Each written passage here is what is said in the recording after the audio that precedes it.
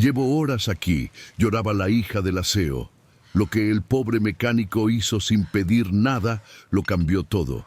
La noche caía helada sobre la carretera de La Rumorosa, esa cicatriz de asfalto que serpentea por las montañas del norte de México.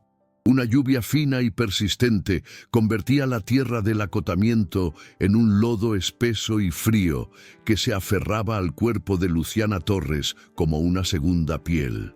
Llevaba horas allí, con el tobillo destrozado y el orgullo hecho pedazos, después de que su propio chofer, tras una discusión humillante, la abandonara a su suerte.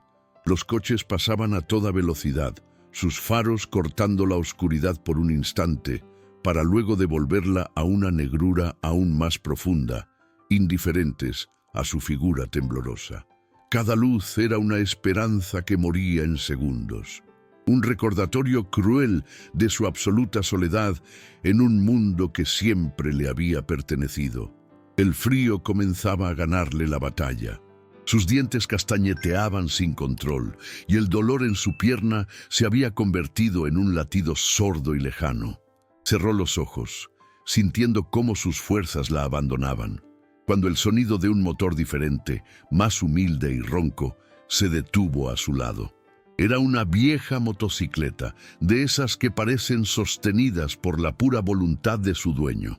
De ella bajó un joven, Diego Navarro, de unos 27 años, todavía con la ropa de trabajo de su taller.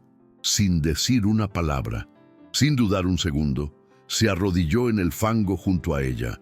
Se quitó su propia chaqueta, la única barrera que tenía contra el viento helado, y la cubrió con un cuidado que ella jamás había conocido.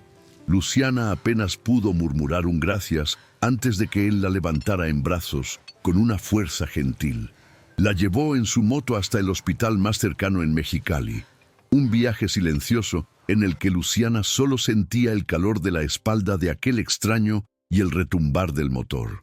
En la sala de urgencias, mientras un médico le entablillaba el tobillo, vio cómo el joven mecánico sacaba de su cartera un fajo de billetes arrugados, sus escasos ahorros, y pagaba una parte del tratamiento sin que nadie se lo pidiera.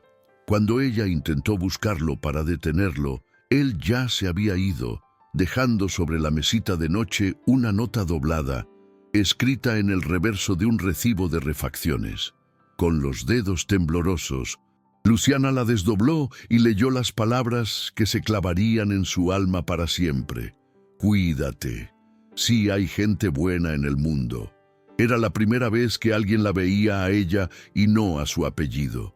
Luciana se quedó en aquella cama de hospital, con el papel aferrado en su mano, sintiendo un torbellino de emociones que no sabía cómo procesar. El dolor físico era insignificante comparado con el impacto de ese gesto anónimo. Aquel hombre no sabía quién era ella, no esperaba nada a cambio, y aún así le había dado todo lo que tenía en ese momento, su calor, su tiempo y su dinero. Por primera vez en su vida, se sintió verdaderamente rescatada, no por un cheque o una llamada de poder, sino por la simple y abrumadora humanidad de un desconocido. Y en ese instante supo, con una certeza que la asustó, que no podría volver a su mundo de lujos y apariencias sin antes encontrarlo y entender por qué, en medio de la tormenta, él se había detenido. Si esta historia ya ha comenzado a tocar una fibra en tu corazón, te pido que nos apoyes. Somos un canal que está naciendo, y cada vez que alguien se suscribe, nos da el aliento y la fuerza para seguir buscando y contando relatos que, como este, nos recuerdan que la verdadera riqueza no se mide en dinero. Tu apoyo es la gasolina que nos permite seguir adelante. Por eso, si no quieres perderte cómo la vida de Luciana y la de este noble mecánico se entrelazan para siempre, te invito de corazón a que te suscribas ahora mismo y te quedes con nosotros hasta el final. De vuelta en la jaula de oro, el penthouse de Zona Río en Tijuana se sentía más frío y silencioso que nunca. El mármol pulido reflejaba una versión distorsionada de Luciana, una mujer que ya no reconocía del todo. En sus manos, El pequeño papel que Diego le había dejado se sentía como el único objeto real en un mundo de apariencias. Lo leía una y otra vez. Cuídate, sí hay gente buena en el mundo. Y cada palabra era un ancla que la mantenía a flote en un océano de soledad. El tobillo vendado le dolía, pero era un dolor sordo, casi bienvenido. Un recordatorio físico de que lo que había vivido en aquella carretera no fue una pesadilla, sino un despertar. El lujo que la rodeaba, los ventanales con vistas a la ciudad fronteriza, los muebles de diseño que costaban más que un auto, todo parecía hueco. Una escenografía vacía después de haber conocido la calidez de una chaqueta prestada y la humanidad en la mirada de un extraño. Su madre, Bárbara Torres, entró en la sala como una ráfaga de viento helado, impecable en su traje sastre, con el cabello perfectamente recogido y una mirada que podía congelar el acero. No preguntó cómo estaba, no se acercó a ver su herida. Simplemente se detuvo a una distancia prudente, cruzó los brazos y su voz cortó el silencio como un bisturí. Así que esta es la historia que vas a contar. Un chofer que te abandona y un mecánico anónimo que aparece como un héroe de telenovela. Luciana, por favor, eres una Torres. Levanta la barbilla y deja de inventar excusas para tu irresponsabilidad. Luciana levantó la vista, el papel arrugándose ligeramente en su puño. No es una invención. Mamá, me salvaste la vida. Un hombre bueno me salvó la vida. Bárbara soltó una risa corta y seca, desprovista de cualquier alegría. Hombres buenos no andan en moto por la Rumorosa en plena noche. Hombres buenos buscan algo, dinero, una oportunidad. Despierta, Luciana. En nuestro mundo no hay lugar para cuentos de hadas. Los días siguientes se convirtieron en una batalla silenciosa. Luciana, desobedeciendo la orden implícita de su madre de olvidar el asunto, comenzó una búsqueda discreta. Con el pretexto de visitar a amigas o ir de compras, recorría las zonas industriales de Tijuana, visitando un taller mecánico tras otro. Mostraba el retrato mental que tenía de Diego, joven de unos 27 años, cabello oscuro, ojos serios pero amables y una complexión fuerte por el trabajo. En cada lugar, la respuesta era la misma. Hombres cubiertos de grasa la miraban con una mezcla de curiosidad y desconfianza. Una niña rica jugando a la detective en un mundo que no le pertenecía. Sacudían la cabeza, ofrecían revisar su auto de lujo, pero nadie conocía a un Diego con esas características que manejara una vieja motocicleta. La frustración comenzaba a carcomer su determinación, sintiendo cómo el recuerdo de su salvador se desvanecía con cada negativa. La paciencia de Bárbara Torres no era infinita. Una tarde, mientras Luciana regresaba, agotada y desanimada, su madre la esperaba en el vestíbulo. Sobre una mesa de cristal había una delgada carpeta. Bárbara la abrió sin decir una palabra, revelando fotografías. Eran fotos de Luciana, tomadas a distancia, entrando y saliendo de talleres mecánicos en barrios obreros. ¿Creíste que no me daría cuenta? La voz de su madre era apenas un susurro, pero cargado de una furia contenida que era mucho más aterradora que cualquier grito. ¿Qué buscas exactamente, Luciana? ¿Humillarnos? ¿Darle a la prensa una historia jugosa sobre la heredera de Laboratorios Torres codeándose con la grasa y el polvo? Te prohíbo que continúes con esta farsa. Olvida a ese hombre. No existe. Si insistes, te quitaré el auto, las tarjetas y cualquier acceso a tu fideicomiso. El ultimátum quedó suspendido en el aire, pesado e innegociable. Esa noche, encerrada en su habitación, Luciana se sintió más atrapada que nunca. La amenaza de su madre no era vacía. Bárbara tenía el poder y la voluntad de aislarla por completo, pero la imagen de Diego arrodillado en el lodo, cubriéndola con su propia chaqueta sin pedir nada a cambio, era más fuerte que cualquier amenaza. Era una cuestión de honor, de gratitud, de algo puro que se negaba a dejar morir. Tomó su teléfono y marcó un número que no usaba a menudo. Era Sofía, una vieja amiga de la universidad que ahora trabajaba como investigadora privada. Con la voz entrecortada, le contó la historia, omitiendo la presión de su madre y enfocándose en la necesidad de encontrar al hombre para agradecerle. No tengo mucho, solo su nombre, Diego, y que trabaja como mecánico, y que estuvo en La Rumorosa esa noche. Sofía, al otro lado de la línea, guardó silencio por un momento. Es como buscar una aguja en un pajar, Lu. Pero déjame ver qué puedo hacer. No te prometo nada. Pasaron 3 días de silencio y tensión. 3 días en los que Luciana actuó como la hija obediente, soportando las cenas frías y las miradas de desaprobación de su madre. Finalmente, una tarde, recibió un mensaje de texto de Sofía con una dirección en la colonia La Independencia y un nombre: Taller Mecánico Navarro. El corazón le dio un vuelco. Se inventó una excusa. Tomó un taxi para no ser rastreada y se dirigió a un barrio que parecía estar a 1.000.000 de kilómetros de su realidad. Las calles eran de tierra, las casas de bloques de cemento sin pintar, y el aire olía a metal, a aceite quemado y a comida casera. Encontró el taller, un local modesto con un portón de lámina abierto, y allí estaba él, de espaldas, inclinado sobre el motor abierto de un viejo sedán, con los brazos cubiertos de grasa hasta los codos. El sonido de su trabajo era rítmico, concentrado, honesto. Luciana se aclaró la garganta, sintiéndose torpe e invasora. Diego se giró lentamente, limpiándose el sudor de la frente con el dorso de la mano y dejando una mancha oscura. La miró sin reconocerla por un segundo, sus ojos entrecerrados por el sol. Luego, la sorpresa se dibujó en su rostro.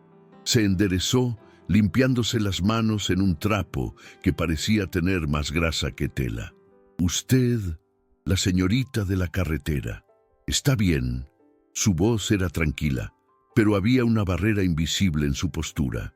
Luciana asintió, sacando un sobre grueso de su bolso. «Estoy bien, gracias a ti.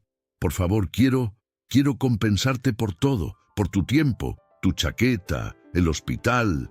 Le extendió el sobre. Diego lo miró, luego la miró a ella, y una sombra de decepción cruzó sus facciones. Negó suavemente con la cabeza. «No, gracias, hice lo que cualquiera hubiera hecho. Guarde su dinero». La firmeza en su voz la desarmó por completo. El rechazo no fue grosero, sino digno, y eso la impactó aún más. El dinero, la herramienta que siempre había solucionado todo en su vida, aquí no tenía ningún valor. «Por favor», insistió ella, sintiendo cómo se le enrojecían las mejillas. «Al menos déjame invitarte a comer, para agradecerte como se debe». Él dudó, mirando hacia el interior del taller, como si midiera el tiempo y el trabajo que le quedaba. Finalmente, suspiró y asintió con resignación. «Está bien, pero aquí cerca. Conozco una fonda». Dejó sus herramientas con cuidado y se lavó las manos en una pileta en el patio, el agua corriendo oscura por el desagüe. Caminaron un par de cuadras en silencio hasta una pequeña fonda llamada El Buen Sazón, un lugar sencillo con manteles de plástico a cuadros y el aroma reconfortante de los guisados del día. Sentados en una pequeña mesa junto a la ventana, la conversación comenzó de forma vacilante. Luciana, acostumbrada a las charlas superficiales de su círculo social, no sabía cómo empezar. Fue él quien rompió el hielo, preguntando por su tobillo. Poco a poco, ella logró que hablara de sí mismo.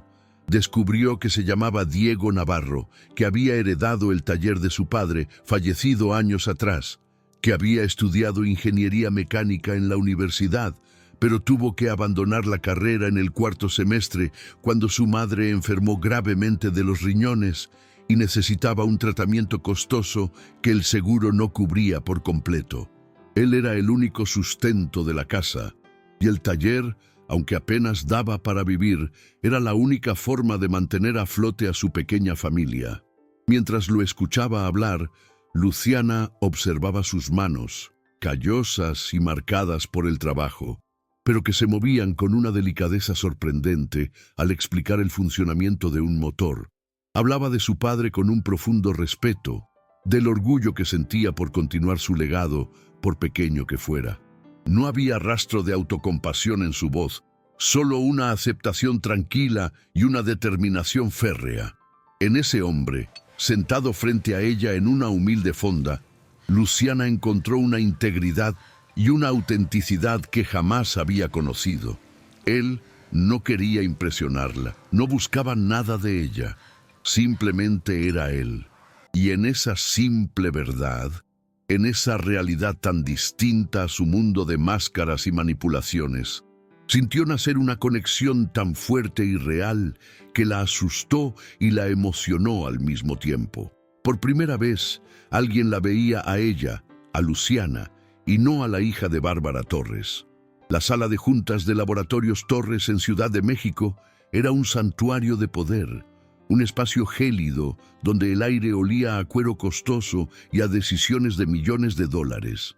Bárbara Torres presidía la mesa, impecable y segura, con la mirada de acero que había construido un imperio. No esperaba ninguna interrupción, menos aún la de su propia hija, a quien creía doblegada y controlada en Tijuana. Pero la puerta se abrió con una suavidad que desmentía la tormenta que estaba por desatarse. Luciana entró, seguida de cerca por Diego. No llevaba la ropa de diseñador que su madre le imponía, sino un traje sencillo y digno. Su rostro ya no mostraba miedo, sino una calma devastadora. El silencio que cayó sobre la sala fue absoluto. Los ejecutivos y abogados intercambiaron miradas confundidas, mientras Bárbara se ponía de pie, con el rostro contraído en una máscara de furia contenida. Antes de que pudiera pronunciar una sola palabra, Luciana colocó sobre la pulida madera de la mesa una pila de documentos amarillentos. Eran cartas, contratos originales con firmas olvidadas y registros de transferencias que su propio padre, atormentado por la culpa, había escondido durante décadas.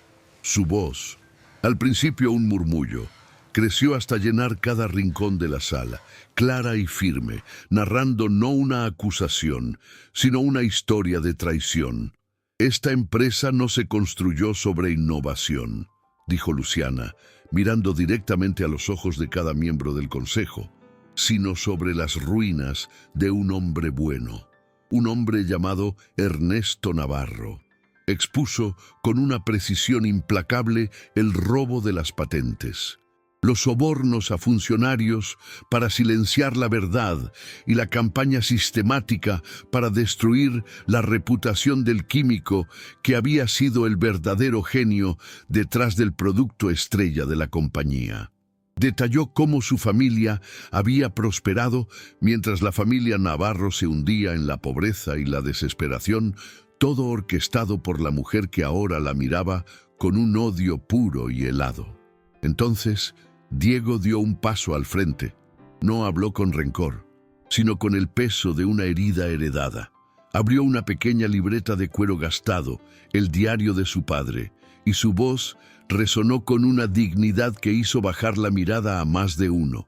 Leyó fragmentos que eran puñales de verdad, la crónica íntima de un hombre traicionado.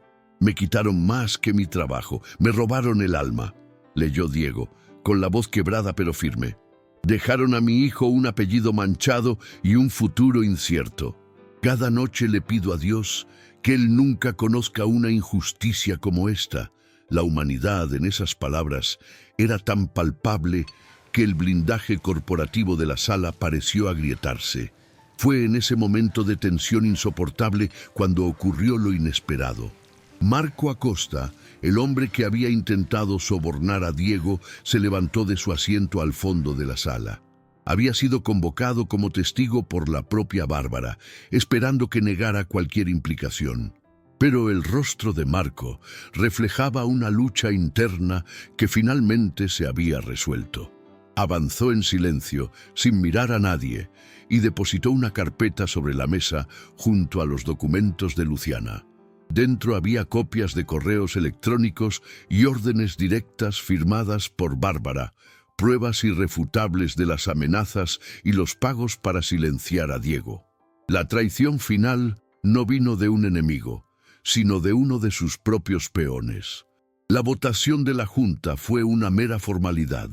Con las pruebas sobre la mesa, la destitución de Bárbara Torres como CEO fue inmediata y unánime. Mientras los abogados susurraban sobre el control de daños y las compensaciones millonarias que la empresa tendría que pagar a la familia Navarro, Bárbara se acercó a su hija. No había arrepentimiento en su mirada, solo un vacío gélido. «Renuncio a todo», dijo Luciana en voz baja, antes de que su madre pudiera hablar. «A mi herencia, a mi puesto, a este apellido». Bárbara soltó una risa seca, desprovista de cualquier calidez.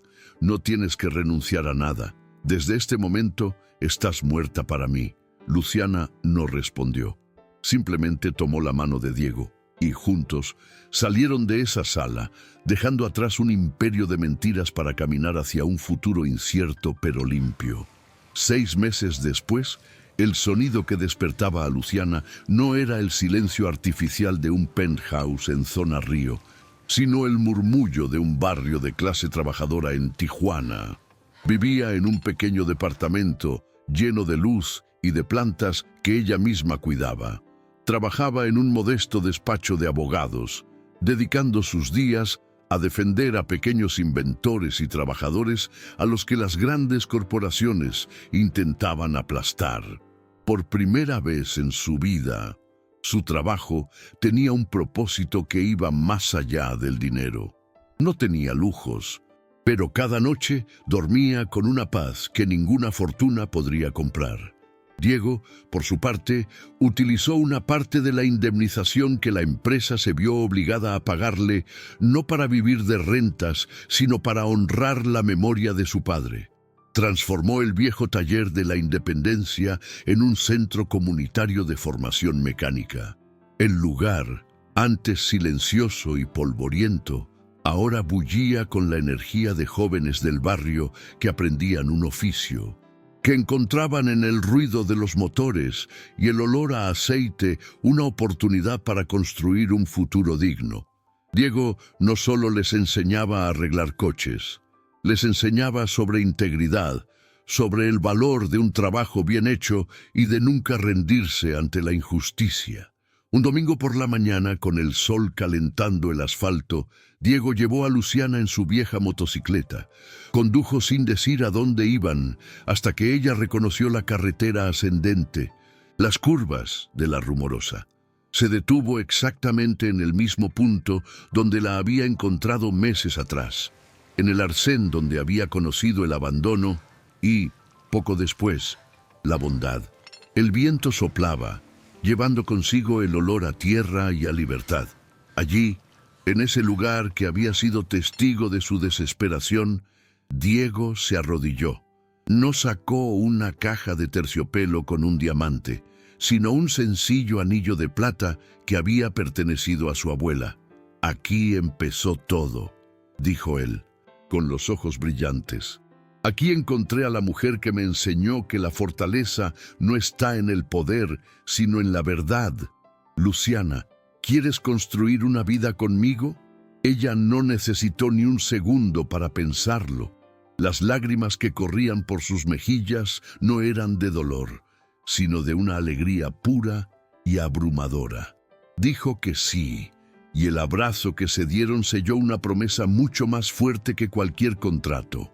Su boda fue una ceremonia pequeña en el patio del centro comunitario. Rodeados por la madre de Diego, sus amigos más cercanos y los jóvenes aprendices del taller, que los veían como un ejemplo de que la dignidad siempre encuentra su camino. Luciana nunca más volvió a hablar con su madre. Cortó los lazos con el pasado no con odio, sino con la serena aceptación de que había elegido un camino diferente. Encontró en Diego y en la pequeña comunidad que habían formado una nueva familia, una que no estaba unida por la sangre ni el interés, sino por el respeto, la lealtad y un amor forjado en la adversidad. Ya no era la heredera de un imperio, pero era dueña de su propia vida, una vida sin máscaras, sin miedo y sin deudas con el pasado. Juntos, Luciana y Diego construyeron algo mucho más valioso que una fortuna. Construyeron un legado basado en la lección que ambos habían aprendido de la forma más dura, en una carretera fría y solitaria, que la verdad, por más dolorosa que sea, es el único cimiento sobre el que se puede edificar una vida que merezca la pena ser vivida, y que el amor verdadero no se encuentra en los palacios, sino en el corazón de aquellos que, sin tener nada, están dispuestos a darlo todo. Y así, en el silencio de una vida construida con las manos y el corazón, Luciana y Diego nos recuerdan una verdad que a menudo el mundo de prisas y apariencias nos hace olvidar. Nos enseñan que la verdadera riqueza no se mide en cuentas bancarias ni en apellidos de prestigio, sino en la paz que da actuar con rectitud, en el valor de reparar el daño ajeno y en la calidez de una familia que no se hereda, sino que se elige y se cuida cada día.